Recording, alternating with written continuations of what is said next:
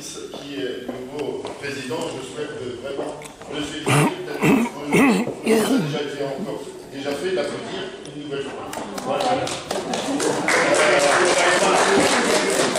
Et puis, je crois que tout le monde est en train de trinquer. Voilà. Après, ça va venir. Voilà, donc, comme je vous le disais, je vais vous parler du 70e. Juste avant, m'excuser parce que j'étais en tant que conseiller régional à Bayeux et pour le dépôt devant le monument aux morts à Bayeux pour le 19 mars.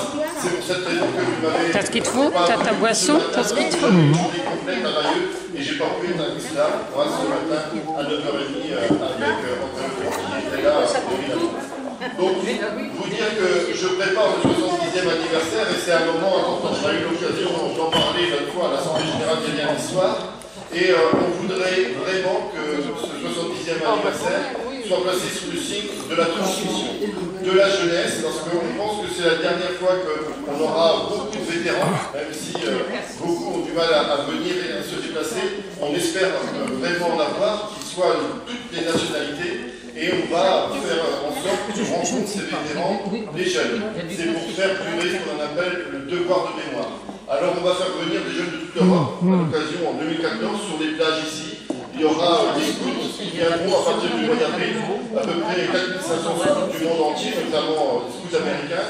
Et il y aura des jeunes de toute l'Europe, et notamment le Parlement européen des jeunes, qui se déroulera pendant toute la semaine du mois de juin.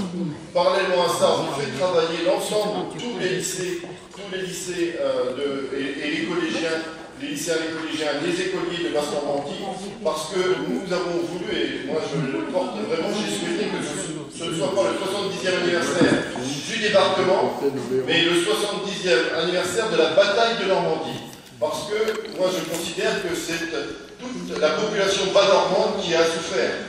Population de Mortain et jusqu'à la fin Chambois. Donc en fait c'est sur les 3 départements, la Manche, l'Orne et le Calvados, nous allons avoir une série d'événements. Cela commencera à peu près le 4-5 juin. Vous savez que la bataille de Normandie a commencé avec les premiers bombardements avant le débarquement. Il y a déjà eu à cette occasion beaucoup de victimes civiles, même peut-être plus que le 6 juin, ici sur nos territoires.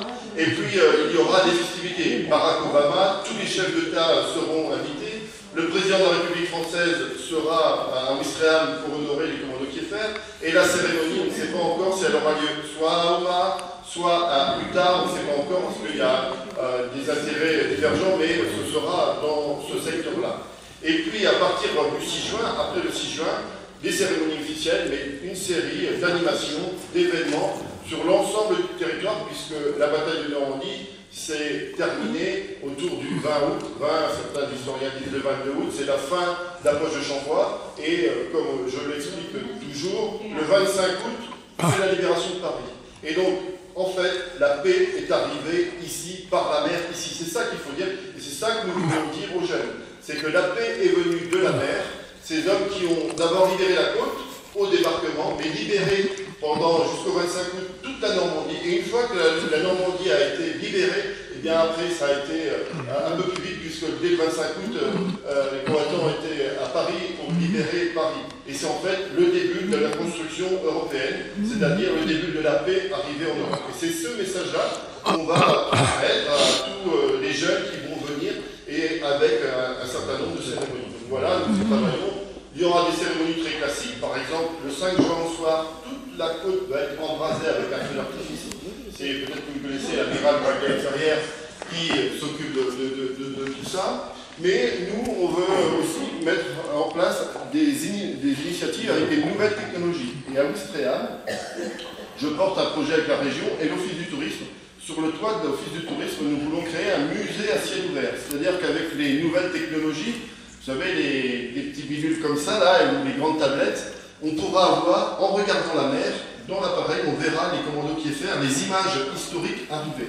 C'est ce qu'on appelle de la réalité augmentée. Et donc, on va créer un musée à ciel ouvert à l'entrée de la plage, parce que quand la plage est pleine, c'est 10 000 personnes qui sont sur la plage. Et beaucoup de jeunes qui ne savent même pas que sur ces plages, il s'est passé des événements considérables. Et c'est grâce à ces événements qu'il y a la paix.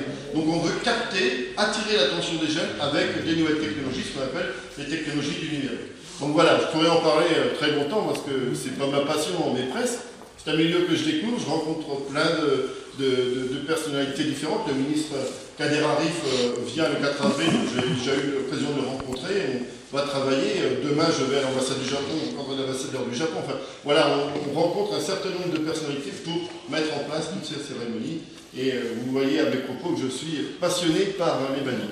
En tout cas, en ce qui concerne Aousra, moi je me réjouis encore de la transmission et de l'élection d'un nouveau président, avec les réserves que j'ai mises, évidemment, et une pensée que l'on peut avoir en tout début de mon propos. Mais je vous félicite encore et mes pensées, vous savez où elles vont. Je vous remercie beaucoup. Je vais chercher monsieur le maire. Merci.